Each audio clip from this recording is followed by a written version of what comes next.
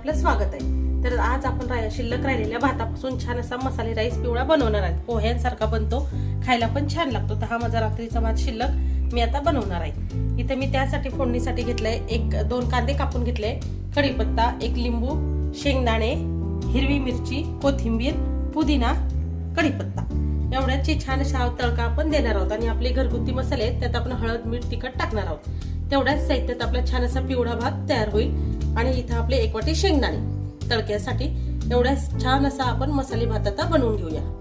हे बघा, मी कढई गॅसवर ठेवलेली आहे, त्यामध्ये थोड्या 2 पडी तेल टाकलंय। तेल गरम झालंय, त्यामध्ये सर्वात आधी सुरुवातीला घालणार आपण 1 चमचा जिरं।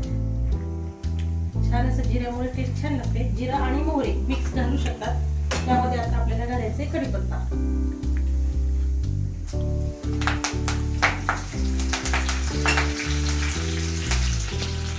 कढीपत्ता मी आज टाकलेला आहे, त्यामध्ये मी घालणार आहे 1 वाटी शेंगदाणे।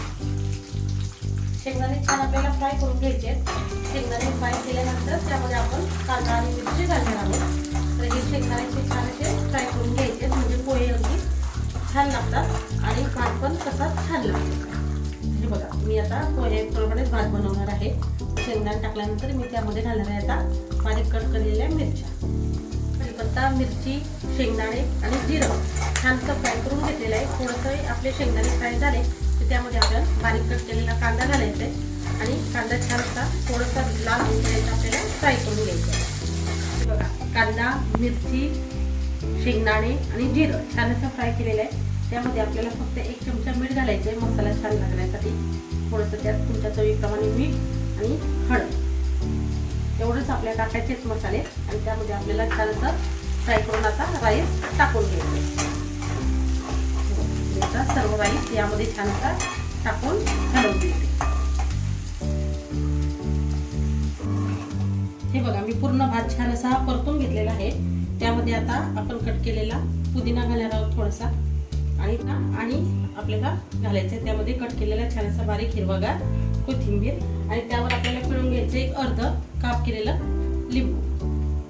हे बघा, छान असं पिळून घ्यायचंय आणि याला छान असं मस्त व्यवस्थित हलवून एक वाफ आपल्याला पोह्यांसारखी काढून घ्यायची, जशी आपण पोह्यांना काढतो तशीच। या भाताला पण आपल्याला एक वाफ काढायची आहे। हे मिक्स करून यावर झाकण ठेवून द्यायचं। भात हलवून आपण 5 मिनिटं वाफेसाठी ठेवला होता। आता आपला राईस अगदी खाण्यासाठी तयार आहे। तर मी आता बाउलमध्ये काढून घेते आणि मग तुम्हाला दाखवते। छान लागतो, मस्त राईस अगदी झटपट असा तयार होतो। बघा, शिल्लक राहिलेल्या भातापासून मस्त असा आपला पिवळा राईस तयार आहे। असा राईस नक्की ट्राय करा, टेस्टला खूप छान लागतो आणि बनवायला अगदी सोपा आहे। तर असा राईस नक्की बनवा, खा, एन्जॉय करा आणि लाईक, शेअर, सबस्क्राईब करायला विसरू नका। Thank you so much, bye.